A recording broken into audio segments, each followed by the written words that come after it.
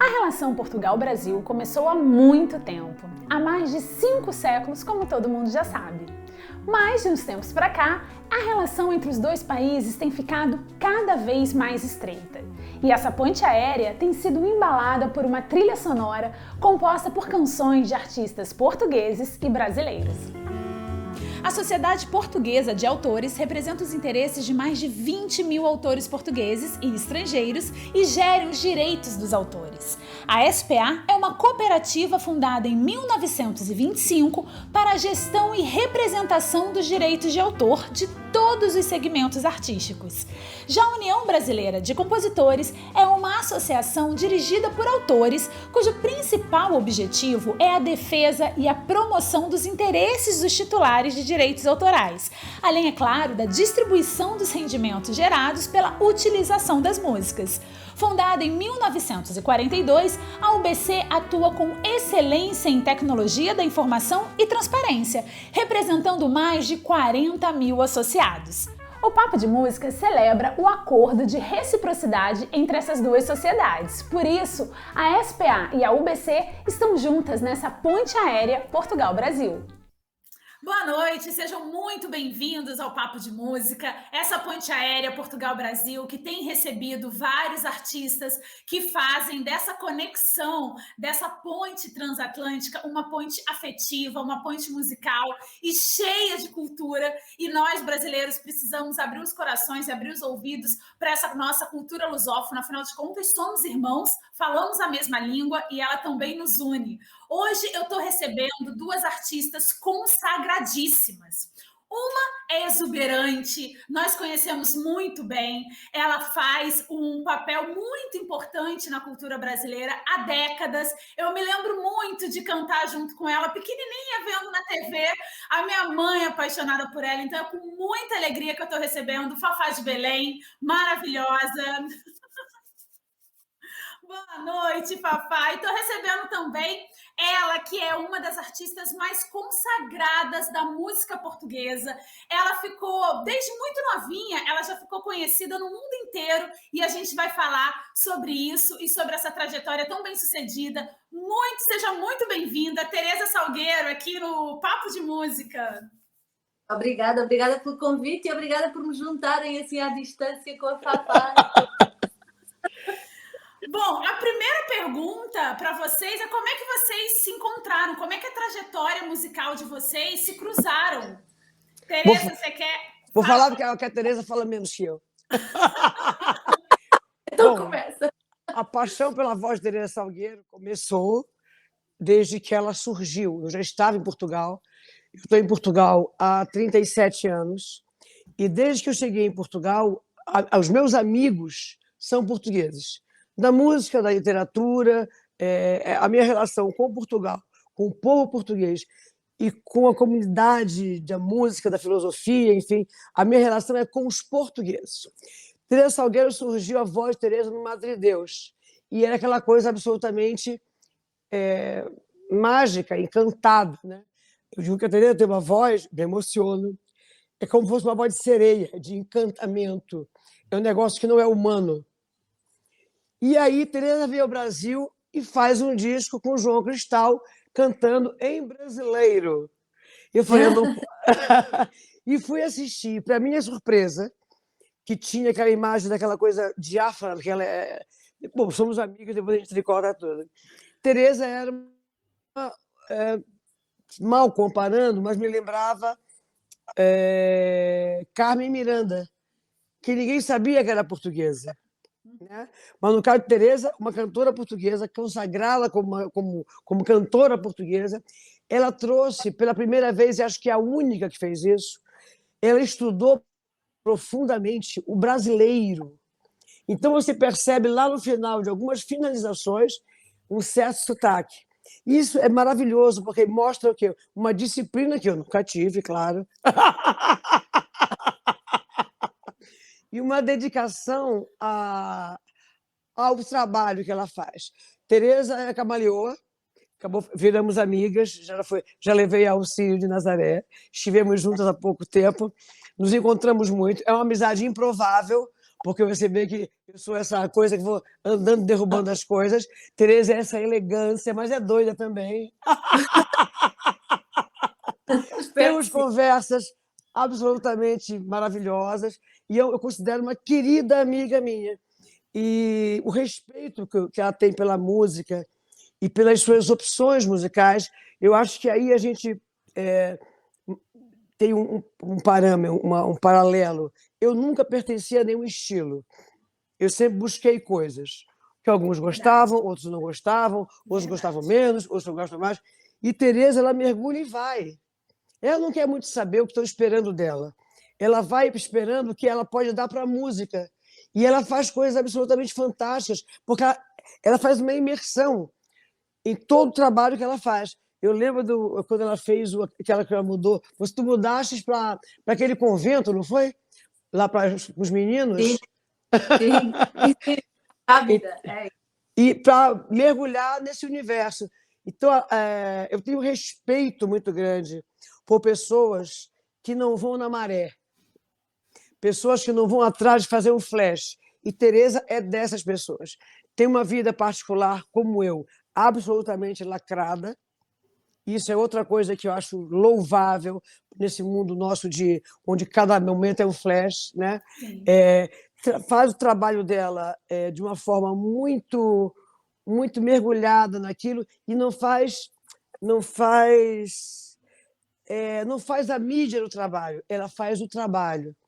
Então, acho que o que nos une na amizade são as mesmas angústias, os mesmos questionamentos do que o que é a música, o que se tem que fazer, o que não se deve fazer, por que as pessoas estão fazendo isso? A gente vê, por que as pessoas estão fazendo isso? Porque a música é a música, é a essência. O negócio da música, que é uma coisa muito recentemente adaptada ao modelo do que se diz música e do nosso ambiente, é uma coisa. O negócio da música é uma coisa, a música é outro. Fiquei muito feliz quando vocês me convidaram, porque eu nunca sou convidada pelo Brasil para representar ou falar da música portuguesa. Então, fiquei surpresa. Fafá, você era meu número 1 na lista, como assim?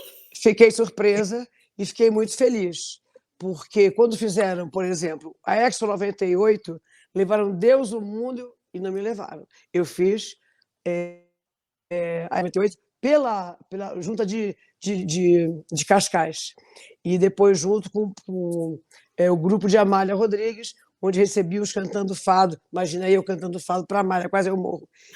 Quando foi 100 anos, foi 500 anos do Brasil, o Brasil não me convidou. Recentemente, no Ano Brasil e Portugal, eu também não fui convidada. Então, isso me traz uma tristeza, mas não é mais surpresa. A surpresa foi vocês terem me convidado para participar desse podcast com uma queridíssima amiga minha a falar de música e música portuguesa. E juntando assim, as nossas histórias e tal, há um cara que eu amo, que é o Tosé Brito, que é o presidente da Sociedade Portuguesa de Autores, que foi quem fez o meu disco de fado, em 1991. Então, junto uma série de afetos, entendeu? Que passam diretamente dentro de Portugal, dentro dessa fraternidade portuguesa. Portugal é um país muito especial e eu acho que o Brasil não recebe a música portuguesa do jeito que merece ser recebida. Porque nós temos o fado, sim, temos os antigos fadistas, sim, temos os novos fadistas, sim, mas existe uma música portuguesa que não está no fado, nem se inspira no fado, que alguns até nem gostam de fado. É como se o Brasil só fosse samba. E nós temos grandes sambistas, sambistas contemporâneos, etc. e tal. Mas existe toda uma gama de músicas e músicos que não gostam de samba. Sim. Ou que não tem o pé no samba. Então, para mim, essa iniciativa de vocês é maravilhosa para se falar de música portuguesa. E de fado também. Vou aproveitar que você citou ele para mandar um beijo para o Tosé, que realmente meu Tosé é uma amado. pessoa extraordinária. É fabuloso, grande compositor, grande compositor. É verdade. Tereza, a sua paixão pelo Brasil surgiu quando? Assim, quando que você resolveu fazer desse país também um pouco da sua casa? Bom, eu não resolvi. Essa paixão, na verdade, a paixão pela música do Brasil, pelo português, como se fala no Brasil, por essa musicalidade tão diferente, não é? Da mesma língua, surge mesmo em criança, porque a minha mãe e o meu pai davam-me muitos livros de histórias que tinham discos e eram em brasileiro, em brasileiro, em português do Brasil. Ainda ontem eu estava a lembrar-me disso, portanto, desde muito pequenina que eu ouço o sotaque da língua portuguesa vinda do Brasil e de uma coisa que me era muito próxima, que era todo o imaginário das histórias infantis e com música, que sempre foi uma coisa que eu desde pequenina que amo cantar. E então essa proximidade vem daí. E depois a música brasileira, e a Fafá é um excelente exemplo disso, nós dizemos sempre que a Fafá é a brasileira mais portuguesa. Exatamente. É uma presença em Portugal desde que eu me lembro. E como a Fafá, outros artistas. Os artistas brasileiros são recebidos em Portugal desde há muito. Eu nasci num tempo... quando eu nasci foi em 69, nós ainda tínhamos um país muito fechado ao mundo, nós estávamos a viver num regime político muito fechado ao mundo, e a produção musical era muito escassa. E o Brasil já tinha um historial imenso da sua diversidade musical e uma representatividade ao nível de diferentes artistas em Portugal, no Brasil e no mundo, muito grande. E em Portugal, naturalmente, porque eu de pequenina também ouvia na rádio artistas como o João Gilberto, Elis Regina, o Caetano, a Betânia, a Fafá. Todos, quer dizer, de pequenina não digo a Fafá. Mais ou menos. Eu comecei a cantar muito cedo. Eu também era pequenina. Eu, felizmente, tive a felicidade de, desde 91, o primeiro concerto que eu fiz no Brasil foi com os Madre Deus em 91, no Teatro Cecília de Meireles, fazendo a primeira parte de um músico extraordinário, que foi o Carlos Paredes, um compositor e guitarrista, a guitarra portuguesa. E desde aí tive a felicidade de visitar muito, muito o Brasil em concertos e de poder aperceber-me, começar a ver por dentro aquela força, não é, que eu assistia à distância da música brasileira, dos seus artistas, da profusão extraordinária de bons, de excelentes músicos e da diversidade de culturas que é o Brasil. Portanto, para mim o Brasil é uma paixão desde sempre. E em relação à Fafá, tive a oportunidade, eu penso que nós nos cruzámos, Fafá, nós cruzámos num disco do António Chainho, não é verdade? Do António Chainho, sim. Sem nos conhecermos. E aí, mas era a Tereza, essa entidade, né? E eu, essa coisa, batendo asas pelo mundo. E aí, eu convidei a Tereza para ela ir a Belém do Pará. Que eu faço um encontro de músicos, que é a Varanda de Nazaré, que é para assistir ao Círio de Nazaré, que é uma manifestação de fé mariana do mundo, é uma procissão com 3 milhões de pessoas. E aí eu queria sempre juntar esse olhar do Brasil com Portugal. Belém é muito português. E a Tereza foi das primeiras pessoas que eu convidei aí, e foi lindo, porque aí, a partir daí ficamos amigas. Quebrou-se Como eu sou muito à vontade, né? E eu sou uma cantora popular, eu tenho muita reverência às pessoas que eu considero entidades. E eu considero a Tereza uma entidade. Então, quando ela aceitou, eu fiquei super feliz, ficamos próximas, fizemos um espetáculo lindo no Teatro da Paz, e depois fomos pelos mares do Pará e tal, e foi muito lindo, e ficamos amigas, próximas de falar, de estar juntos e dar risadas. E eu acho que é isso, a amizade, ela nasce de um encontro de almas. Não adianta querer forçar uma barra, né? Sim. Por mais admiração que eu tenha pela Tereza, podia não bater o santo, não bater a liga. E ficamos amigas e nos encontramos sempre, nos falamos. E essa coisa do respeito dela por essa querida amiga chamada música. A música é uma coisa especial, ela nos pega pelas mãos. Não dá para você traí-la, entendeu? Ou fazer dela uma peça. Então, Teresa mergulha na alma de cada projeto novo que ela faz, e se joga de cabeça. E isso é fabuloso. Quando eu vi esse disco do Brasil, qual foi a ideia de fazer esse disco em brasileiro? Eu já quero porque Não, eu estou achando ótimo, porque a Fafá já está orientando a entrevista. Vamos lá, Fafá, eu estou aqui de assim, ouvinte. Quando eu fiz o disco de fado, eu soube que havia um projeto de um disco de fado para uma cantora brasileira. E aí, obviamente, me ajoelhei nos pés de Fátima e disse: Fatinha, olha eu aqui. Bom, então, quando eu soube que havia esse projeto de fado para ser feito por uma cantora brasileira, fiquei muito animada, mas eu não fazia parte, mais uma vez, não era a meta do Mário Martins. Ele tinha 2 pessoas na agulha dele, acabou que não deu certo, não sei por quê. Esse disco foi para a gaveta. E aí o Tozé assume a BMG. Tozé, com quem eu tinha trabalhado na Universal. O Tozé e o Pedro Oliveira resgataram esse projeto, procuraram o Mário Martins e fizeram uma pesquisa em Portugal, uma pesquisa de 7 a 70, aquela pesquisa que passa por várias classes sociais e tal. E eram três cantoras. Não sei quem são as outras 2, mesmo se eu soubesse, não diria, por uma questão de elegância. De ética. De ética, né?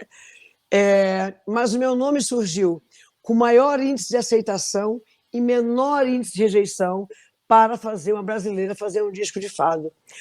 Nesse momento, eu me senti dentro do colo da família portuguesa, porque o fado é uma coisa muito séria. Quando você não é uma pessoa vista de banda, quando você aceita, porque eles acham que você faz parte faz parte da família, vamos dizer assim, né?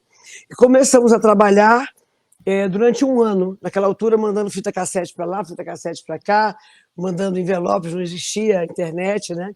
Durante um ano, trocávamos repertório e o que era cada canção. Em novembro de 91, eu fui para Lisboa, encontrei Tozé, mestre Antônio Chaínho e Mário Martins. E eu achando que eu estava arrasando. Aí por isso eu falo a disciplina da Teresa. Porque eu ouço fado desde criança, minha avó portuguesa, então ela qualquer coisa, ela não se importava com nada. Mas se ela não ganhasse o disco da Amália, que eram 2 por ano, e do Francisco José, era um negócio que ela ficava muito chateada. No Natal, ela tinha que ganhar o disco da Amália e do Francisco José. Então, o fado sempre fez parte da minha infância, da minha pele, né? Minha avó cozinhava ouvindo fado, todos assoviavam fado. Bom, e aí eu ouvi, chegamos a uma lista, entre as várias canções, chegamos a um repertório que, sem nos falarmos, o repertório batia, tinha uma canção só que bateu errado, que depois nós juntamos. Eles tinham o Amar Amar, da Flor Bela, e eu queria o Canção Grata. No final fizemos o Canção Grata. Mas o repertório todo outro foi alinhado sem que a gente conversasse. E começamos com o quê? Nem as paredes confessam. E não deu certo. Eu não consegui cantar. E foi mal. Aí mudamos para Olhos Castanhos, que eu canto desde a infância. Eu fui ficando tão nervosa. E o Tozé, dessa elegância dele, né? Ele disse: chegaste hoje de viagem, estás cansada, amanhã a gente... E eu virei, como diz o outro, girei mousse, né? Porque como que eu não tinha conseguido cantar aquelas canções? Como não estava adequando, os tempos não estavam dando certo, né? E aí eu passei a noite ouvindo. E aí veio a tal disciplina que eu recentemente adquiri. O português, ou pelo menos o fado, os fadistas, enfim, eles abreviam a última nota e a última sílaba. Quando eu vim de Belém, o que o produtor mais bateu, o meu amor, né? A saudade, e lá é a saudade, o amor. E essa respiração quebrou meu pé. Aí eu falei: bicho, porque eu não quero. Eu olhei, ouvi, não sei o quê, e cantei a minha maneira. E aí, quando eu fui assistir, no dia seguinte, eles chegaram, e aí eu comecei lá o Canção Grata e quebrei a louça toda. E gravamos em 4 dias o disco de fado. Foi das grandes experiências da minha vida. Grandes momentos de produção, produtor Mário Martins, o Tosé e o Pedro Oliveira, mestre Antônio Chainho, né? E o fado, quem dá o tempo é a voz. Pelo menos não existia aquela altura, faz a base, eu boto a voz depois, não existe isso. É o tempo da voz. E aí depois veste-se a voz. Enfim. E aí, quando eu fui assistir, eu vou assistir Tereza Salgueiro no Tom Brasil, no Tom Jazz, cantando em português brasileiro. Exata, perfeita, as entonações. E entendi a partir daí, porque no caso do fado era uma cantora brasileira cantando fado, né? Não era uma fadista. Mas eu sempre busquei vestir a roupa da canção. Não adianta eu fazer um disco de homenagem, sei lá, ao rock and roll e eu cantar Por isso ainda sou uma garotinha. Não, eu tenho que vestir Cássia Eller, né? E é uma disciplina, é uma delicadeza. Para gravar agora Humana, eu sofri, chorei, sofri, chorava, ficava enlouquecida, porque era um universo muito distante do meu.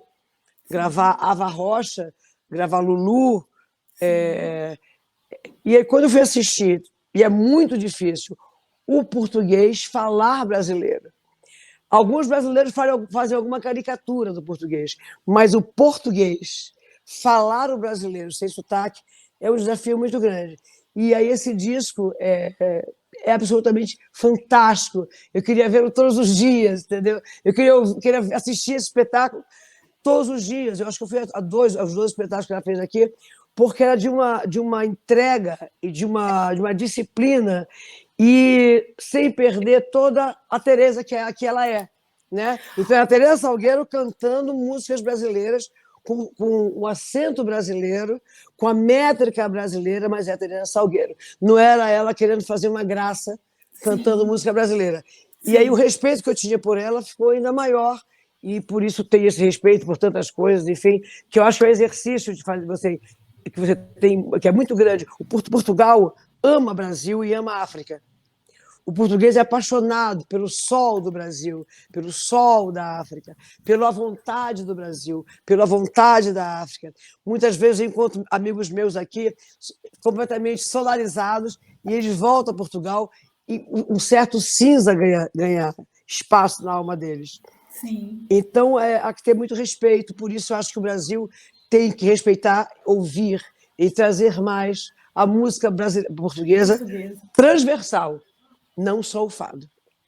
Ô, Tereza, ouvindo a Fafá falar dessa sua disciplina, eu me lembrei que quando eu morei em Portugal, fazendo pesquisas musicais, eu li uma entrevista sua, eu não vou saber precisar onde e nem de que ano era, mas você dizia que você jamais imaginou ser cantora. Eu também! Nessa entrevista você dizia algo do tipo que você jamais tinha imaginado que a música seria a sua profissão. E aí eu queria te perguntar, quando é que você percebeu que você ia fazer da música o seu ganha-pão? Quando é que você percebeu que você dava para coisa, como a gente diz aqui no Brasil? Bom,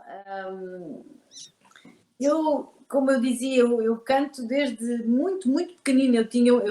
Eu perdi essa fita, mas havia uma fita minha, de mim a cantar com 1 ano de idade, que é uma coisa... Oh, que graça! A cantar uma cançãozinha, claro, mas enfim, ainda nem falava bem, nem pronunciava bem, eu sempre cantei, mas a música sempre foi, eu sou filha única, e eu acho que a música sempre foi uma grande companhia para mim, e o canto. E eu brincava muito com 2 primas que felizmente viviam próximo, brincava muito à volta da música, gravávamos programas de rádio, cantávamos as músicas todas, sempre foi... Mas nunca imaginando realmente que a música viesse a ser a minha profissão. E tive aulas de piano, assim, durante algum tempo, mas sempre uma coisa muito... sem essa ideia.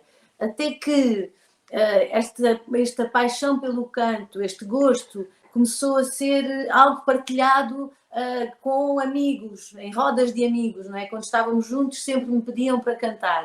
E eu comecei a cantar e às vezes cantava em lugares públicos, mas à capela, sem instrumentos. E as pessoas ouviam, aplaudiam, pediam mais e eu comecei, isto por volta dos meus 16 anos, as minhas saídas noturnas com amigos passaram a ser pontuadas por esses momentos em que eu percebia que havia, que esse meu amor pelo canto, não é? Mas colhia algum apreço nas pessoas. E depois tive a felicidade de ter sido escutada por músicos que estavam à procura de uma cantora para formar um grupo, que foi o Madre Deus. Eu era muito jovem, eu tinha 17 anos na altura. E convidaram-me para fazer uma audição e desde aí fiz a audição, fiquei. No ano seguinte, portanto, já em 1987, gravámos o primeiro disco, fizemos os primeiros espetáculos e depois com 20 anos, não é? E depois, quando saí do grupo, eu decidi, esta é a minha vida, quer dizer, eu fui decidindo ao longo dos anos que a música era a minha vida, mas depois de sair daquela estrutura com a qual tinha vivido todo aquele percurso, decidi que a música era a minha vida, continuaria a ser a minha vida, que não ia desistir. E foi isso que é esse percurso que eu tenho continuado a construir ao longo dos anos. E esse disco de que a Fafá falou, o Você e Eu, essa canção do Carlos Lira que dá o nome ao disco, foi uma canção contemporânea desse momento em que eu depois... esse disco foi gravado no Brasil com músicos de São Paulo, João Cristal e o seu septeto, e foi gravado por, enfim, foi de uma forma muito espontânea. Estávamos precisamente na última turnê que eu fiz com os Madre Deus e no último concerto em São Paulo, saímos à noite, como fazíamos sempre, de concerto em concerto, porque São Paulo é uma cidade fascinante por isso, mas pela vida cultural que tem e pela quantidade de músicos e de concertos que se podem escutar numa só noite. Até que acabámos num barzinho em que estava um senhor sozinho com o seu violão a tocar e eu fui cantar com ele e depois estávamos numa roda de amigos e depois daí surgiu essa ideia, porque não gravar um disco, e eu acabei por ser apresentada ao João Cristal, que não conhecia, mas foi tudo própria, de certa forma. E depois a EMI acabou por ficar com o disco, a minha editora na altura. Mas é isso, ou seja, foi nessa altura, aos 17 anos, não foi propriamente uma decisão de fazer da música a minha vida, mas comecei a cantar com aquele núcleo de autores e compositores maravilhosos. Durante depois 20 anos compuseram para mim canções, não é? E fiz com eles um percurso extraordinário na música portuguesa. A ponto de ser a banda mais popular de Portugal depois de Amália Rodrigues, internacionalmente falando. Não é qualquer coisa. É world music, é um percurso muito singular, sem dúvida, na música portuguesa e eu tenho a felicidade de fazer parte dessa história. E lá está. Depois, nesse início, não foi propriamente uma decisão, eu não sabia o que é que nos ia acontecer, nem nenhum de nós, mas depois as coisas, o grupo foi imediatamente muito bem acolhido em Portugal e depois no exterior. No mundo, né? No mundo todo. É uma referência mundial. Madre Deus é uma pós-fado tradicional, Amália Rodrigues, a referência da música portuguesa no mundo é Madre Deus e a voz de Teresa Salgueiro. Sim. Sim. Eu falando aqui peremptoriamente. Não, mas é verdade. É verdade. Muito pertinente. É verdade, é verdade. E a Fafá tem estado a falar muito de mim e da minha disciplina e da forma como eu abraço todas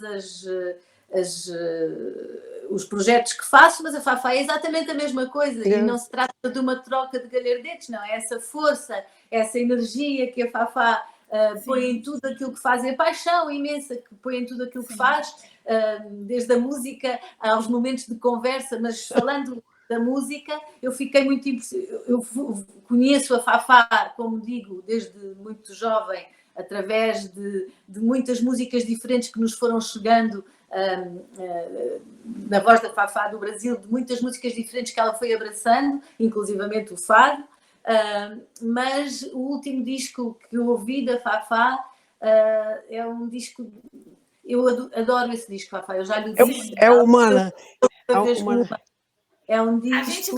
A gente vai falar desse disco, porque eu ouvindo vocês duas, eu tracei um paralelo que depois eu quero ver se vocês duas concordam. Mas para não estourar muito o horário, eu queria perguntar para a Fafá o seguinte: o Vitor Souza Lima, que é o diretor do canal e que está nos ajudando aqui nessa entrevista, é de Belém também, Fafá. Não creio! É de Belém e é completa. Se eu sou apaixonada por você, ele é seu devoto. Tá? Que maravilha! É Nossa Senhora no céu. Oi, Vitor! Vamos embora pro Sírio! E aí, ele tem um documentário que é muito interessante, que chama Léguas a Nos Separar, em que ele compara cidades de Belém com cidades de Portugal. Você disse agora há pouco que Belém é muito português. É a cidade mais portuguesa do Brasil. E aí eu queria te perguntar, Fafá, o que você acha que Brasil e Portugal têm em comum, fora a música? A alma. Existe uma... Eu fiquei emocionado, então... Desculpa. Existe uma...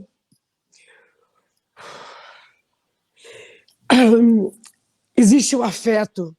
Eu estou falando a nível de povo, tá? As elites são aquelas coisas, são moldáveis, né? Mas você chegar no interior do Pará, em Bragança, e você chegar em Bragança, em Portugal, existe uma vontade... Portugal mais rigoroso e mais cascudo, né? E no Pará mais leve, brincalhão. Mas existe um rigor, por exemplo, tem um negócio que eu acho que nós herdamos de Portugal, que é a organização e a limpeza do lado de fora de casa. Você vai numa cidade simples do interior, a porta da casa e a calçada que é da sua casa, ele é limpo por você. É uma coisa de cuidar, olha, você vem na minha casa, eu vou te receber e eu tenho que dar o melhor para você. Né? Desde de varrer a minha calçada, a te receber, a te abraçar, a não te deixar sair com fome nem com sede, aliás, pelo contrário, te sair... Opa! Come-se muito! E ter a religiosidade, né? Sendo que Portugal é mais tradicional, quando a gente vai para a Amazônia, a nossa religiosidade ela é mais feliz, ela é mais leve, ela abraça mais como o manto de Nazaré, que é muito mais livre do que o manto... Nazaré recebe todos, né? E o Círio de Nazaré é isso. A nossa fé, a nossa religiosidade não tem a ver totalmente com a religião no Pará, né? Mas a fé permeia a gente em todas as situações. Então, o que eu acho que o Pará e Portugal, nós temos uma herança portuguesa muito, muito, muito, muito forte. Nós temos a comida, nós temos o jeito de ser, nós temos a forma de receber em casa, temos a música, que é o som do violão, o som das águas adaptado às cordas. Você vê Manuel Cordeiro tocando um violão e vê Mestre Antônio Chainho, as águas estão ali. Você vê Carlos Paredes e vê Nego Nelson, as águas estão ali. Você vê uma poesia de Rui Barata e você lê Sofia Melo Brainer, as águas estão ali. Então, eu acho que essas águas nos banham e nos misturam. Eu acho que aproxima muito mais do que afasta. Eu quero ver esse documentário dele, porque Belém nós temos. E só no Pará. Ourém, Santarém, Monte Alegre, Alter do Chão, Óbidos, Alenquer, Santarém Novo, Bragança, e por aí vai. São cidades portuguesas. Por quê? Quando o Marquês de Pombal chegou lá uma hora para visitar a gente, ele, com a personalidade dele polêmica, não vamos falar mais que isso, ele disse, mas como é que esse povo não sabe que eles são nossos? Porque os jesuítas não mudavam o nome dos lugares. Então, Iquaraci, Oriximiná, Aí chamou um sobrinho dele, Pedro Teixeira, e disse: bota a ordem nisso. Então, ele veio, o Pedro Teixeira veio fazendo em cada cidade. Chegamos em Santarém. Um prédio de Santarém tinha que ter um paralelo em Santarém, tinha que ser uma cópia de Santarém em português. A escola de Bragança tinha que ser, entendeu? Ele foi carimbando, e com isso você traz todo o vocabulário. Eu, por exemplo, voltei a ouvir o se calhar, que é nosso comum, em Portugal. Eu descobri que o acuma, que eu achei que era uma coisa uma corruptela do como é uma coisa da Ilha da Madeira que o nosso caboclo usa. Então é todo um Pará, todo um país chamado Pará, não é, querido? É verdade. Que tem uma ligação profunda de hábitos portugueses, de linguajar português e a música das águas. Agora, o interessante que eu achei aqui é o seguinte: nós nunca falamos sobre isso, eu e Tereza, mas me conheceram, me tiraram de Belém com 16 anos. A primeira vez que eu fiz um show, eu nunca pensei em ser cantora, nunca imaginei que viveria da música, mas a música sempre foi a minha vida. A música me ensinou a falar, a música me ensinou a ouvir, a música me ensinou a sentir. E eu fazia qualquer negócio a participar da roda de violão dos meus primos, que eram mais velhos que eu. Mas nunca pensei em ser cantora, isso fazia parte. Quando o meu produtor me conheceu, eu tinha 16 anos. Nós reunimos para tocar violão, e aí ele entrou em todo lugar bola, afinal de contas, eu estava em Belém, ele tinha produzido já, ele era o produtor do Vinícius Toquinho, ele era o produtor do Quinteto Violado, ele tinha ligado, foi ele que juntou Caetano e Bethânia, Baiano, Roberto Santana, porque eu tenho um afeto, um carinho, uma gratidão eterna. Ele foi atrás de um compositor e disseram que tinha um pessoal que tocava violão. Nós saímos da escola e pulávamos a janela do bar de um amigo nosso e ficávamos tocando violão até 7 horas, porque é a hora que ele abria e não podia ter criança, né? Quem era menor de 18 anos não podia frequentar. Então, 15 para as 7, a gente fugia pela janela também. E numa dessas, o Roberto Santana foi lá e disse... Entrou, eu estou cantando de costas, né? Eu tenho um temperamento muito discreto, muito frontal, muito frontal. A Tereza sabe o que eu quero dizer. A frontalidade é a minha especialidade. E ele entrou, estou jogar bola, porque eu sou muito tímida. Eu sou muito privada das minhas coisas, muito, muito. Minha casa é privada, meus movimentos são... Mas eu sou uma pessoa muito exuberante, né? E aí ele entrou e eu... Que esse cara, né? E ele disse: você canta muito bem. E eu, aos meus 16 anos, eu disse a ele: eu sei.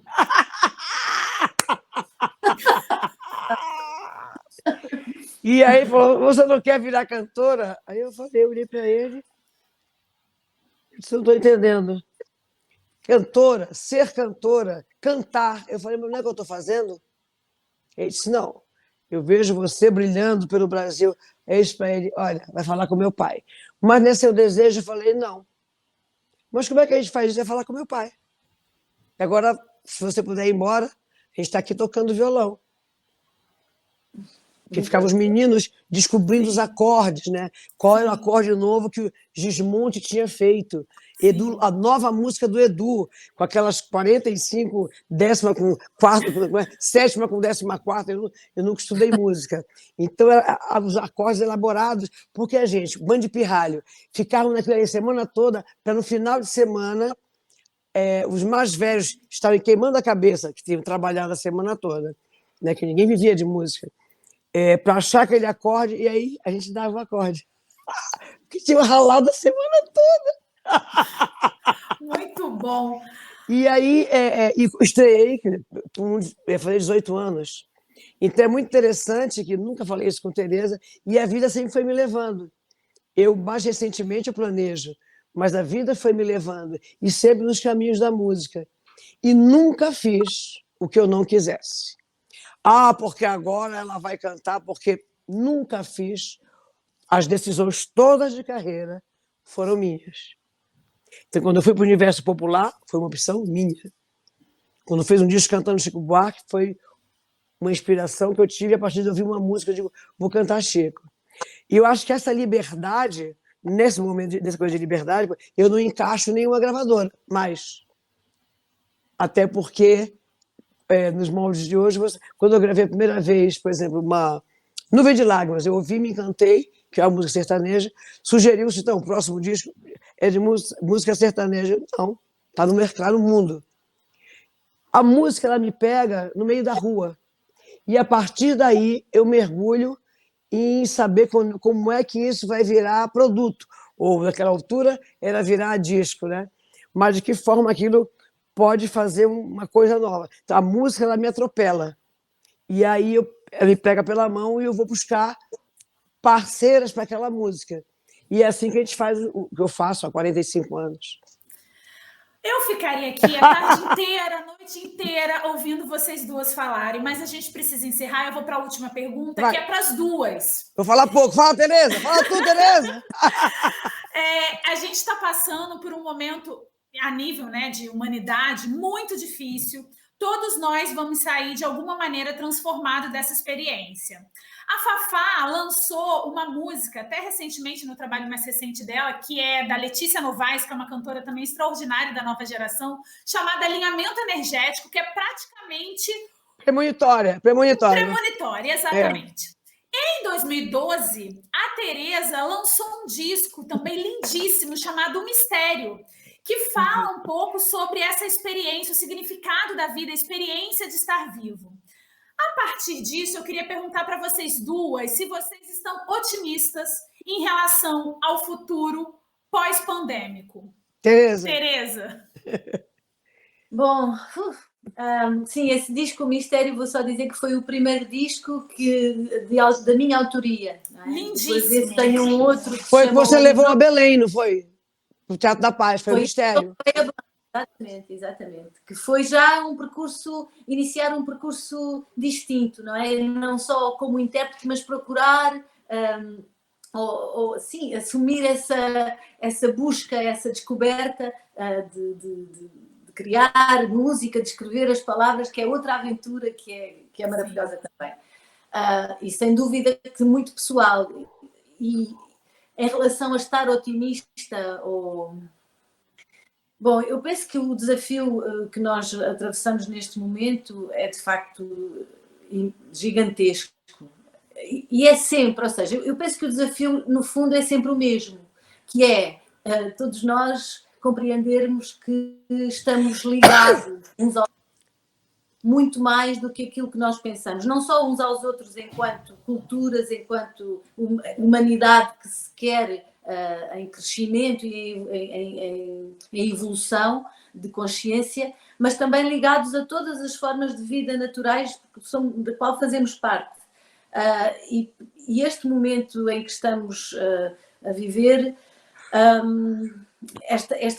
esta doença que fez com que todos nós, em simultâneo, tivéssemos uma consciência sobre um facto do qual vão decorrer muitas outras coisas, que nos afeta simultaneamente, mas não da mesma maneira a todos, porque nós todos, enfim, porque o mundo não é um mundo solidário, infelizmente é um mundo bastante desigual, essas desigualdades tornaram-se ainda mais visíveis. Eu sou otimista, quer dizer, eu não perco a esperança. Penso que estamos a viver um momento único nas nossas capacidades, ou seja, nunca como hoje, já houve muitas crises anteriores a esta, mas nunca uma crise foi vivida em simultâneo com uma consciência, ou com a capacidade de uma consciência mais global. Nunca tivemos, como hoje, um conhecimento da história que nos permita refletir também com essa consciência simultânea de uma forma profunda e simultânea, e nunca tivemos também a capacidade tecnológica que, assim como nos permitiu criar em tão pouco tempo uma vacina para uma doença tão pouco conhecida, nos poderá, se nós, enquanto humanidade, se houver vontade, e isto é sempre a questão aqui é sempre a vontade política, sempre a vontade política e a capacidade de convencer os agentes económicos no fundo, a investir no conhecimento que pode fazer com que se gerem formas com que se gere energia limpa, ou seja, nós estamos não só com uma doença, mas estamos também face a um problema muito grave e muito visível, que são as alterações climáticas, que estão diretamente ligadas com o impacto da nossa ação no planeta. Aliás, a doença se calhar também está. E, portanto, eu não perco a esperança. Sei que nunca como hoje tivemos a oportunidade de dar a volta à situação e de fazer deste mundo aquilo que ele poderia ser, que é um mundo... Porque o mundo onde nós nascemos está preparado para nos nutrir a todos. Assim não houvesse a ganância, assim não houvesse tudo o que decorre disso.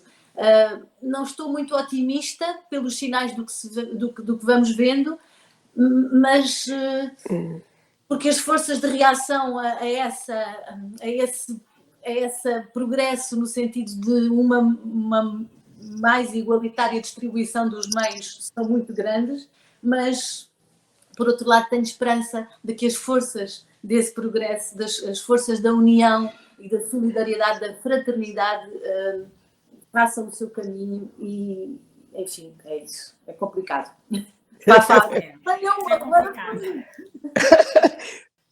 Bom, eu, como a Teresa, não perco a esperança, mas eu estou otimista, não perco o otimismo também.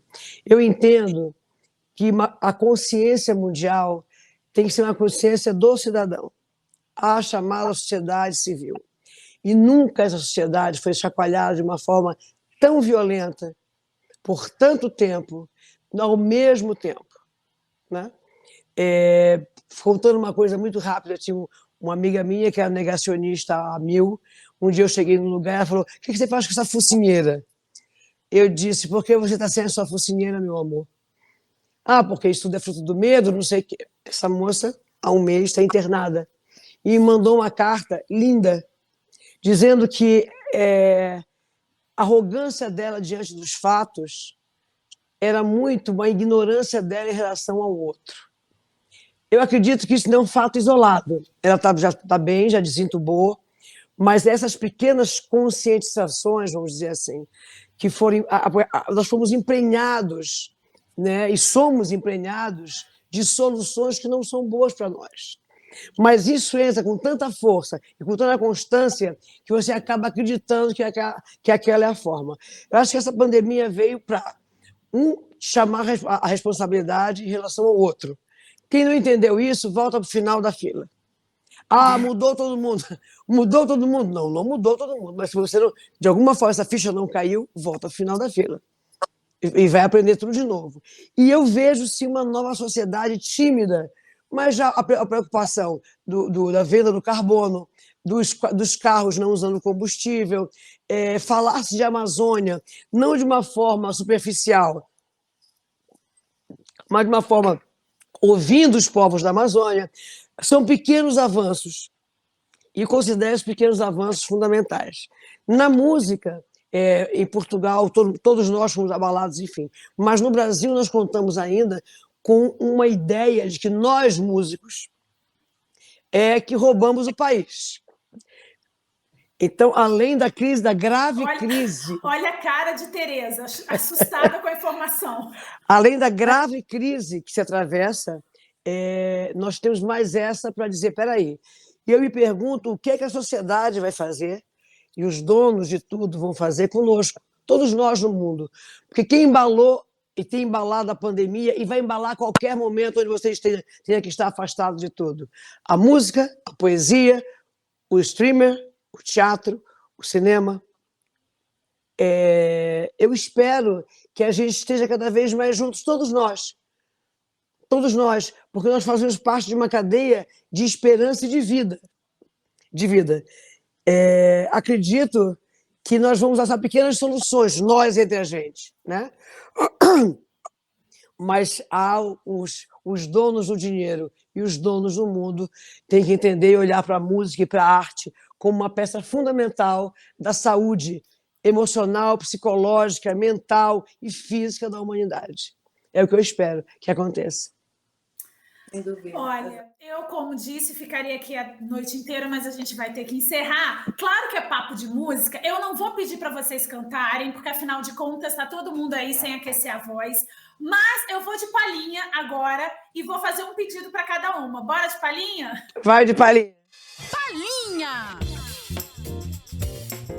Ó, eu vou pedir para Tereza declamar um verso ou cantarolar um versinho do que você acha melhor de uma música brasileira que você goste muito. Então, pensando naquilo que a Fafá falou, do que há de comum entre os portugueses e os brasileiros, eu penso que, sem dúvida, a alma e também a humildade.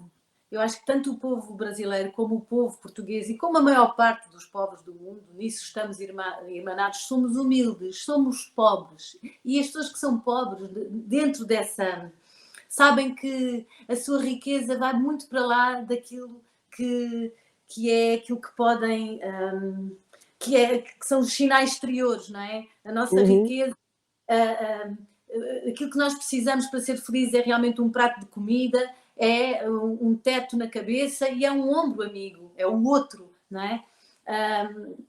E essa alegria que a música nos traz, eu vou cantar essa música que também fala da casa, que é uma casa é uma música que eu adoro e que gravei nesse disco e que eu penso que talvez seja por aí, é uma das que a Fafá fez a Fafá ter aquela referência da Carmen Miranda, não sei, que é: eu tenho uma casinha lá na Marambaia, fica na beira da praia, só vendo que beleza. Tem uma trepadeira que na primavera fica toda florescida, de brinco de princesa quando chega o verão.